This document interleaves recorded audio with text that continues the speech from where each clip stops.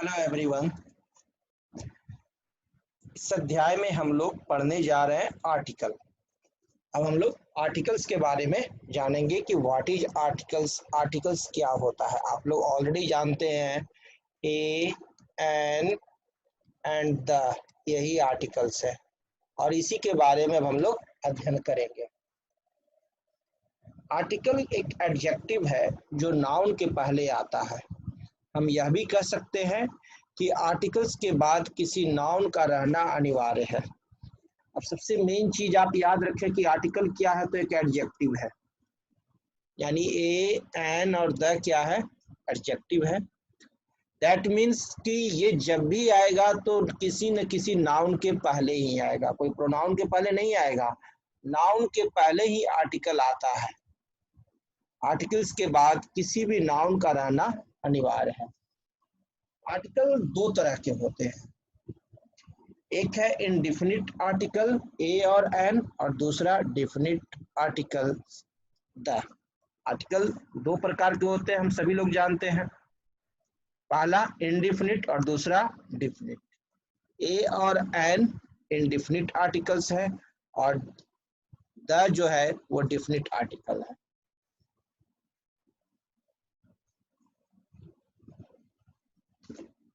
Indefinite article कोई अनिश्चित व्यक्ति या वस्तु को दर्शाता है। किसी भी अनिश्चित वस्तु या व्यक्ति को अगर इंडिकेट करना है तो उसके लिए हम लोग इनडिफिनिट आर्टिकल का उपयोग करते हैं, यानी निश्चित नहीं है कि कौन सा वस्तु या व्यक्ति है, निश्चित नहीं है, डिफिनिट नहीं है, तो हमें वह दर्शाने के लिए इनडिफिनिट आर्टिकल का प्रयोग करते हैं।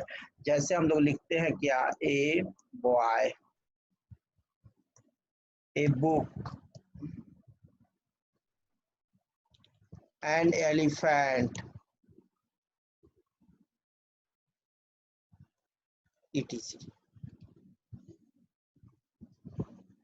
डिफिनिट आर्टिकल किसी निश्चित या खास व्यक्ति या वस्तु को दर्शाता है। कोई निश्चित व्यक्ति यानी खास व्यक्ति या वस्तु को दर्शाना हो तो हम लोग डिफिनिट आर्टिकल द का प्रयोग करते हैं। क्लियर? जैसे हम लोग लिख सकते हैं द बॉय। जब द बॉय बोले तो इसका मतलब है कि डिफिनिट किस बॉय के बारे में कह रहे हैं ये मुझे मालूम है, लेकिन ए बॉय बोले तो इसका मतलब मुझे पता नहीं है कि किस बॉय के बारे में मैं बोल रहा हूँ। द बुक, द बुक जब बोलेंगे तो डिफिनिट हो जाएगा। द लगते ही डिफिनिट हो गया कि कौन सा, निश्चित है। द एलिफेंट, कौन सा एलिफेंट, एकदम निश्चित है, etc। द लगाइए, ऑब्जेक्ट या पर्सन डिफिनिट हो जाएगा।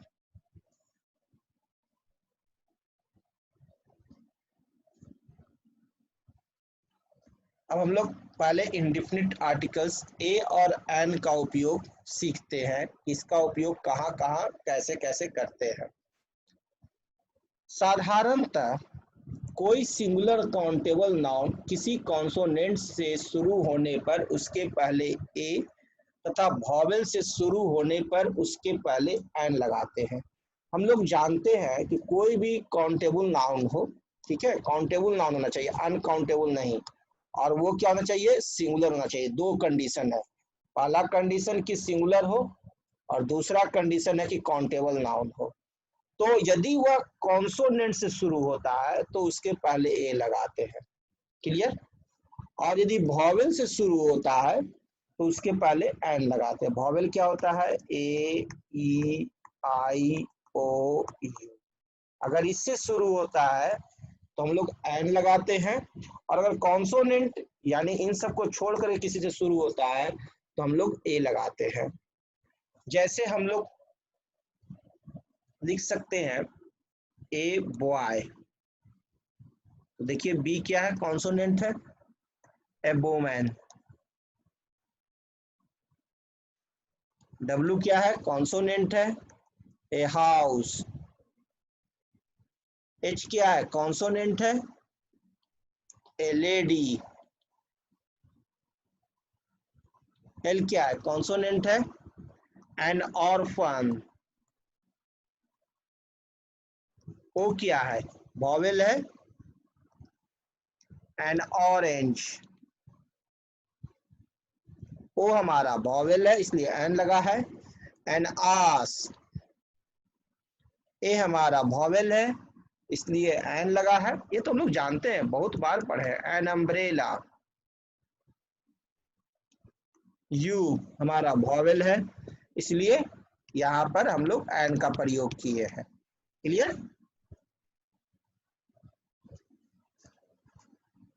कोई सिंगुलर काउंटेबल नाउन अगर एच से शुरू हो और उसका उच्चारण हा हो तो उसके पहले ए लगता है, अन्यथा एन का इस्तेमाल होता है। अगर कोई सिंगुलर काउंटेबल नाउन एच से शुरू हो और उसका उच्चारण हा हो तो उसके पहले ए लगता है, नहीं तो एन का इस्तेमाल होता है। हम आपको एक शॉर्टकट तरीका बताने जा रहे हैं। हमने हिंदी में पढ़ा है ना, स्वर वर्ण और व्यंजन वर्ण, है ना, स्वर वर्ण और व्यंजन वर्ण।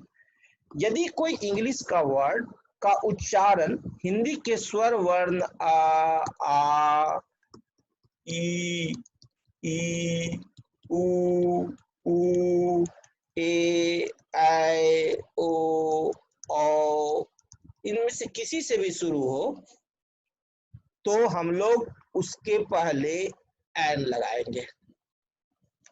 और यदि व्यंजन वर्ण यानी क ख ग घ इन सब में से किसी से भी शुरू हो, ज्ञ तक में किसी से भी शुरू हो तो उसके पहले ए लगाते हैं।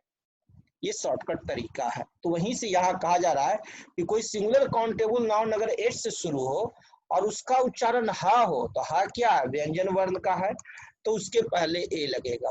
और अगर हा ना हो करके ये स्वर वर्ण का हो, ठीक है, तो हम लोग क्या लगाएंगे, एन लगाएंगे। जैसे मैं आपको एग्जाम्पल के द्वारा बताता हूँ, एग्जाम्पल मैं आपको देता हूँ। जैसे देखिए मैं लिखता हूँ ए हॉर्स, HORSE हॉर्स, इसका उच्चारण क्या है, हॉर्स। देखिए उच्चारण में हा से शुरू हुआ, हॉर्स, तो ए लगा। क्लियर? ए हाउस, सिंपल है। ऐसे भी आप कह सकते हैं कि सर ये कॉन्सोनेंट है, लेकिन अगर इसको हिंदी में हम बोलते हैं तो क्या बोलते हैं, हाउस, हा से शुरू हुआ तो ए लगा। ए ह्यूमर, क्या है, ह्यूमर, हा से शुरू हुआ, स्वर वर्ण से ए लगा। अब देखिए एन आवर, दिखाना तो रहा एच से, तो इसको हावर नहीं पढ़ते, इसको क्या पढ़ते हैं हम लोग, आवर पढ़ते हैं, आवर। तो किससे शुरू हुआ, अ से, है ना। तो अ से शुरू हुआ तो हम लोग इसके पहले क्या लगाएंगे, एन, क्यों, क्योंकि यह स्वर वर्ण है। क्लियर? दूसरा देखिए, an honest man, honest man, honest क्या पढ़ते हैं, इसको ऑनेस्ट पढ़ते हैं, हॉनेस्ट नहीं पढ़ते हैं, ऑनेस्ट। आ है, आ हमारा क्या है, स्वर वर्ण है, तो हम लोग यहाँ क्या लगाएं, एन लगाएं। उसी तरह से देखिए an honorary post, an honorary post, honorary, honorary, देख रहे हैं, ओ से शुरू हो रहा है ना, स्वर वर्ण से, तो एन लग गया। क्लियर? तो ये बहुत आसान तरीका है, आपको इतना याद करने की जरूरत नहीं है, सिर्फ आप ये शॉर्टकट मेथड याद रखें। अगर स्वर वर्ण से शुरू होता है उच्चारण तो एन, और व्यंजन वर्ण से शुरू होता है उच्चारण तो ए लगता है। देखिए कोई सिंगुलर काउंटेबल नाउन अगर यू से शुरू हो और अगर उसका उच्चारण यू से ही हो तो उसके पहले आर्टिकल ए लगता है, अन्यथा एन का इस्तेमाल होता है। ध्यान दीजिए, अगर कोई सिंगुलर काउंटेबल नाउन यू से शुरू होता है, यू क्या है, वॉवेल है, लेकिन उसका उच्चारण यू से शुरू हो, और यू क्या है, यू हमारा यह है और ये व्यंजन है, यानी व्यंजन वर्ण से शुरू हो तो क्या लगेगा, आर्टिकल ए लगेगा, और नहीं तो एन लगेगा। क्यों एन लगेगा, तो वो यू से न शुरू हो करके स्वर वर्ण से शुरू हो जाएगा, और जब स्वर वर्ण से शुरू होगा तो एन का प्रयोग हो जाएगा। देखिए मैं आपको एग्जांपल दिखाता हूं। ए यूनिवर्सिटी, यूनिवर्सिटी के पहले हम लोग ए लगाते हैं। ए यूनिवर्सिटी, क्या इसको बोले हिंदी में? यूनिवर्सिटी। देख रहे हैं, या से शुरू हुआ तो हमारा ए लगा। अब जैसे मैं लिखता हूं UNION, इसको क्या पढ़ते हैं बताइए तो? क्या पढ़ते हैं? यूनियन। तो या से शुरू हुआ तो क्या लगेगा इसके पहले? ए। Very good. चलिए नेक्स्ट मैं एग्जांपल देता हूं। UTOPIA, इसको क्या पढ़ते हैं बताइए? क्या पढ़ते हैं? यूटोपिया। Very good, utopia. तो इसके पहले क्या लगेगा? ए लगेगा। वेरी गुड, ए यूटोपिया। चलिए एक एग्जांपल और मैं देता हूं। USEFULTHING, बताइए इसको क्या पढ़ेंगे? क्या पढ़ेंगे? Useful thing, useful thing. Very good. तो इसके पहले क्या लगेगा?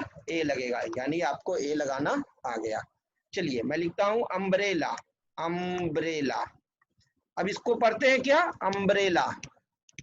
आ से शुरू हो रहा है ना, तो क्या लगावे?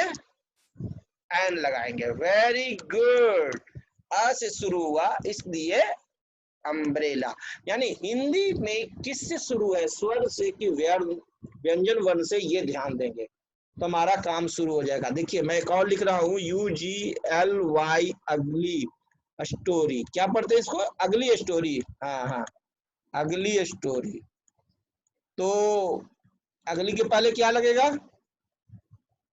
एन लगेगा। वेरी गुड, एन लगेगा। क्लियर? ए और एन लगाने में अब कोई दिक्कत नहीं। कोई सिंगुलर काउंटेबल नाउन अगर कॉन्सोनेंट से शुरू हो लेकिन उसका उच्चारण वॉवेल जैसा हो तो उसके पहले एन लगता है ना? ये मैंने एक ही लाइन में आप लोग को समझा दिया है। तो जैसे देखिए हम लोग एग्जांपल देते हैं, एक लिखते हैं ही इज, खाली स्थान M.A. बताइए इसको क्या पढ़ते हैं? एम में, है ना? क्या पढ़ते हैं? MA। अब बताइए यहाँ पर ए लगेगा कि एन लगेगा? बताइए क्या लगेगा? एन। क्यों? क्योंकि व्यंजन वर्ण, स्वर वर्ण ए से शुरू हुआ है ना? एम में, देखने में एम है लेकिन शुरू हो रहा है किससे? ए से। ए छुपा हुआ है ना? ए में, एम में, देख रहे हैं ए छुपा हुआ है। नेक्स्ट एग्जांपल दे रहा हूं मैं। ही इज, खाली स्थान LLB। बताइए क्या होगा? ए की एन? क्या होगा? एन। Very good. क्यों? क्योंकि ए छुपा हुआ। एल हिंदी में लिखेंगे तो ऐसे लिखाएगा, LLB, है ना? ए से शुरू हुआ इसलिए एन। नेक्स्ट मैं एग्जांपल दे रहा हूं। यू आर, खाली स्थान SDO। बताइए ए लगेगा कि एन लगेगा? क्या लिखाएगा ये? किस क्या पढ़ेंगे? SDO। अच्छा, इसको पढ़ते हैं SDO। तो क्या लग जाएगा? एन लग जाएगा। Very good, URN SDO। Next देखिए, ही इज, इसको क्या कहते हैं जी? BA। अच्छा, BA, वह BA किया है ना? He is BA। तो क्या होगा? ए लगेगा कि एन लगेगा? ए लगेगा। क्यों? क्योंकि बी से शुरू हो रहा है जो कि व्यंजन वर्ण है। ये बी क्या है? व्यंजन वर्ण है। नेक्स्ट देखिए, ही इज, खाली स्थान, मेरे को बताइए इसे पढ़ करके इसे क्या कहते हैं? क्या है ये? मैट्रिकुलेट, है ना?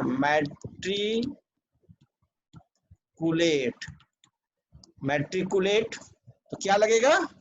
ए लगेगा। क्यों? क्योंकि ये माँ से शुरू हुआ, मैं, माँ से शुरू हुआ, और माँ क्या है? व्यंजन वर्ण है। तो हमारा ए का प्रयोग होगा। तो आप लोग सीख गए ना कि ए का प्रयोग और एन का प्रयोग कहाँ होता है।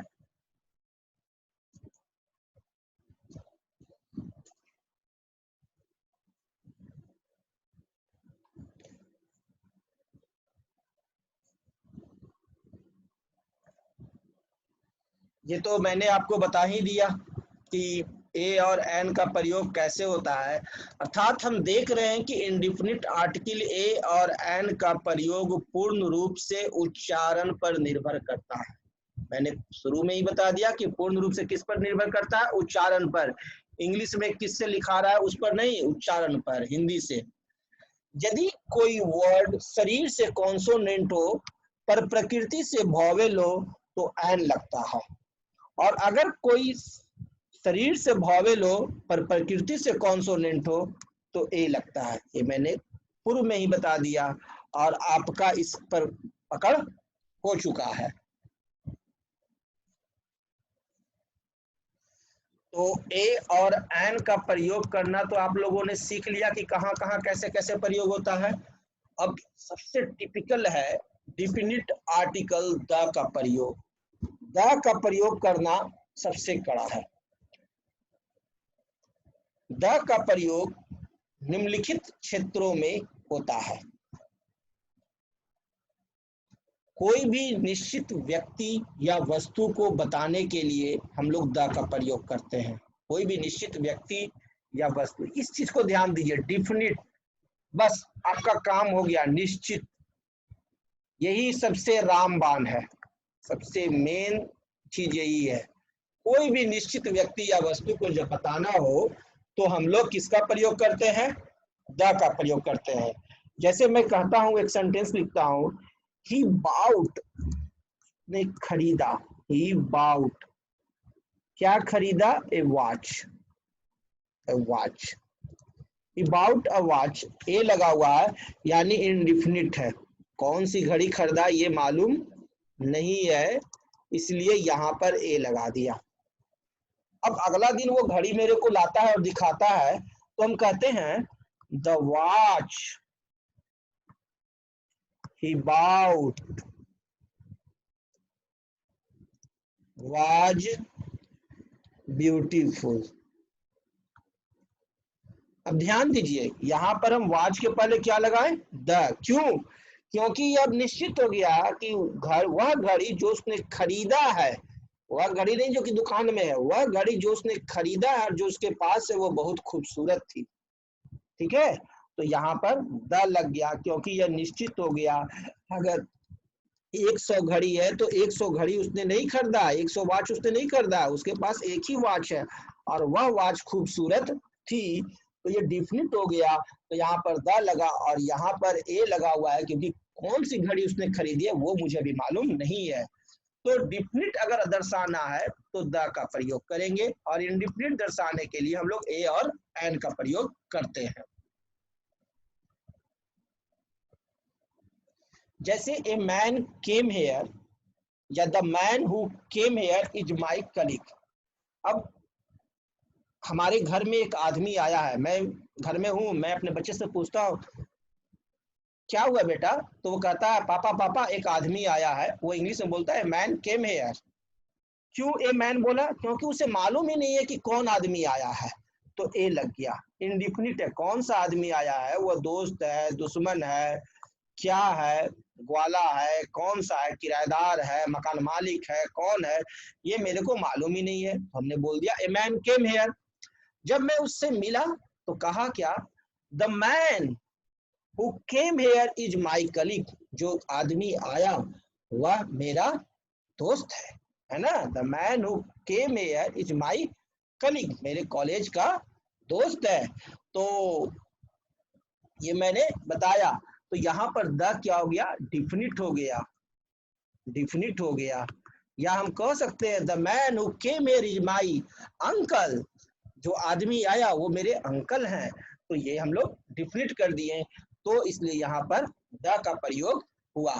अब आपको समझ में आया ए और एन और द का प्रयोग। देखिए, please give me a watch, अर्थात कृपया मुझे घड़ी दो, तो ए लग गया, यानी कि कोई भी घड़ी दे दो, कोई निश्चित नहीं मैं कह रहा हूँ, यानी अगर 4-5 घड़ी टेबल पर पड़ा हुआ है तो कोई भी एक घड़ी उठाओ और मेरे को दे दो, है ना। तो हम लोग बोले please give me a watch, please give me a pen which you bought yesterday, कृपया मुझे कलम दो जिससे तुमने कल खरीदा था, और कल तुमने 100 पेन खरीदा, उसमें से कोई भी एक कलम मुझे दे दो, तो ए मैंने लगा दिया, है ना। तो कोई खास कलम के बारे में मैं यहाँ पर नहीं कह रहा हूँ, क्लियर। तो ए लग जाने से कोई खास नहीं होता है, यानी इंडिफिनिट को दर्शाता है। लेकिन अगर मैं द बोल दूं,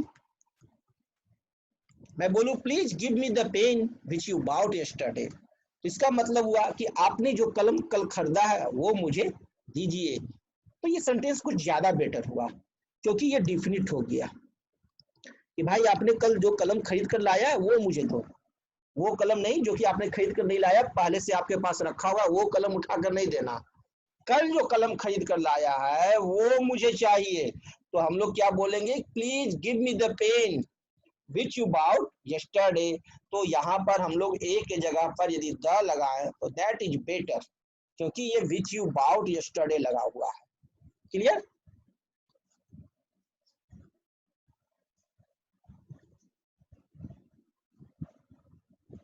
ए मैन केम टू मी, अर्थात कोई एक आदमी मेरे पास आया है।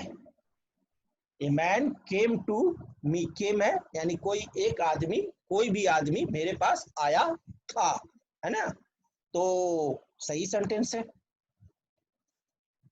A man whom I met yesterday came to me, अब ये बताइए क्या यह सेंटेंस सही है। A man whom I met yesterday came to me, एक आदमी जिससे मैं कल मिला था वो आया था। तो यह सेंटेंस सही है कि गलत, बताइए। A man whom I met yesterday, जिससे मैं मिला था, केम टू मी, मुझसे मिलने आया, बताइए क्या होगा। ए सही है, नहीं ना, गलत है ना। ए का प्रयोग नहीं होगा, द होगा, क्योंकि यहाँ डिफिनिट कर दिया कि जो आदमी कल मिलने आया था वो आया, ठीक है। तो यहाँ पर द का प्रयोग होगा, ए का प्रयोग नहीं होगा, यानी यहाँ लिखाएगा क्या, the man whom I met yesterday came to me. लेकिन ये सेंटेंस सही है, ए मैन केम टू मी।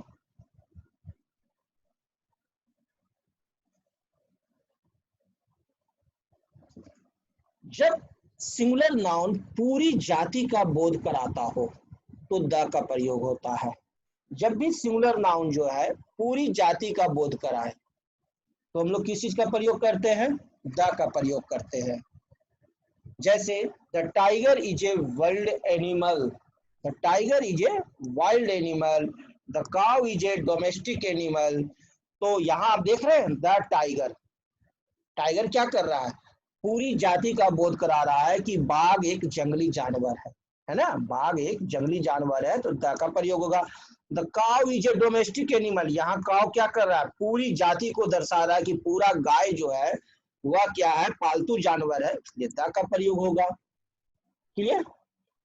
किसी खास गाय या खास बाघ के बारे में नहीं, बल्कि पूरी जाति के बारे में बता रहा है, तो यहाँ द का प्रयोग होगा। और इस तरह के सेंटेंस में हम डिफिनिट आर्टिकल द नहीं लगाकर इंडिफिनिट आर्टिकल का भी इस्तेमाल कर सकते हैं, कोई फर्क नहीं पड़ेगा। और ऐसे सेंटेंस को हम लोग ए टाइगर भी बोल सकते हैं, a tiger is a wild animal, कोई दिक्कत नहीं है, दोनों तरह से आप बोल सकते हैं, क्लियर है। जैसे देखिए हम लोग बोल सकते हैं a tiger is a wild animal, a cow is a domestic animal, या हम इसे इस प्रकार भी लिख सकते हैं, tigers are wild animals, cows are domestic animals. ये सारे सेंटेंस सही है। आप ए टाइगर भी बोल सकते हैं, द टाइगर भी बोल सकते हैं, क्योंकि यह पूरी की पूरी जाति के बारे में बता रहा है, किसी खास के बारे में नहीं। यहाँ एक जगह पर आप द का भी प्रयोग कर सकते हैं, क्योंकि ये पूरी जाति को बता रहा है, किसी खास के बारे में नहीं। और टाइगर्स आर वाइल्ड एनिमल्स, यानी ए या एन या द ना लगाकर सिर्फ लिखे टाइगर, तो टाइगर न लिखकर टाइगर्स लिखेंगे। सभी जात टाइगर्स के बारे में। आर वाइल्ड एनिमल्स, और यहाँ एनिमल्स हो जाएगा। Cows are domestic animals. Clear? ये सारे सेंटेंस सही है। The tigers are wild animals, या the cows are domestic animals. The tigers of this forest are dangerous, या the cows of Haryana are famous. अब देखिए यहाँ पर द टाइगर्स या द काउज कहना ही गलत है। यहाँ पर द टाइगर्स या द काउज कहना ही गलत है, क्योंकि जैसे ही the tigers of the forest are dangerous या the cows of Haryana are famous इत्यादि सही है, क्योंकि यहाँ दुनिया के सभी बाघ या गाय के बारे में नहीं, बल्कि कुछ खास के बारे में कहा जा रहा है। यहाँ कुछ खास के बारे में कहा जा रहा है। The cows of Haryana are famous, ये दोनों तो सही है, लेकिन ये नहीं सही है। आप इसे बोलिए tigers of this forest are dangerous और cows of Haryana are famous. Clear? लेकिन मनुष्य इसका अपवाद है। द मैन के द्वारा हम सभी आदमी को नहीं दर्शा सकते हैं। द मैन से हम सभी आदमी को इंडिकेट नहीं कर सकते हैं, सभी आदमी को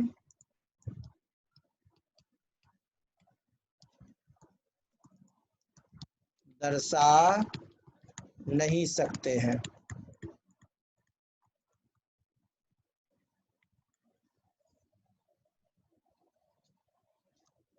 जैसे अगर हम कहें the man is mortar, man is mortar और मेन और मॉर्टल, अब बताइए इसमें से कौन सा सेंटेंस सही है और कौन सा सेंटेंस गलत है?